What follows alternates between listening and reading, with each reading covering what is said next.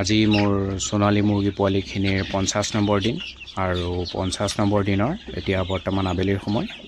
আবেলি প্ৰথমতে দানা দি দিছিলোঁ আৰু দানা ষ্টাৰ্টাৰ গডৰেজ কোম্পানীৰ, আৰু দানা দিয়াৰ পিছতে পানী দি দিয়া গৈছে আৰু পানীত কোনো ধৰণৰ মেডিচিন নাই, সুদা ঠাণ্ডাকৈ চাফা পানী দিয়া গৈছে। আজি ৰাতিপুৱা কোনো ধৰণৰ মেডিচিন দিয়া নাছিলোঁ, এতিয়াও দিয়া নাই।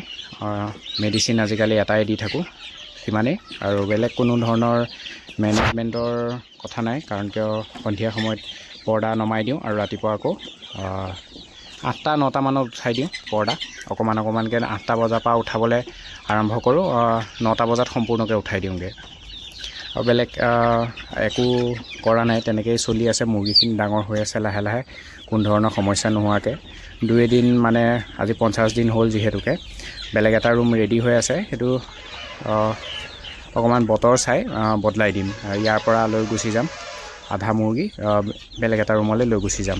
তেতিয়া কি হ'ব, 2টা ৰুমতে গেছ কমকৈ হ'ব, মানে যিটো এমনিয়া গেছ জমা হয় ৰাতি, যিহেতু পৰ্দা পৰি থাকে, এমনিয়া গেছটো কমকৈ সৃষ্টি হ'ব, আৰু যাৰ নেকি কাৰণে মুৰ্গীৰ যে কোৰাইজা হয়, চকুটো ফুলি যায়, সেই ধৰণৰ সমস্যা সৃষ্টি নহয়।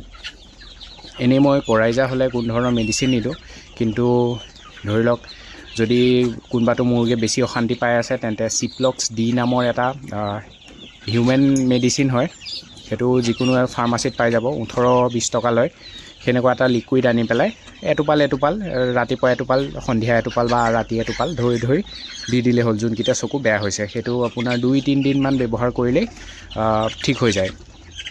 মই সেনেকৈ ব্যৱহাৰ কৰি যথেষ্ট মুৰ্গী ঠিক কৰিছোঁ।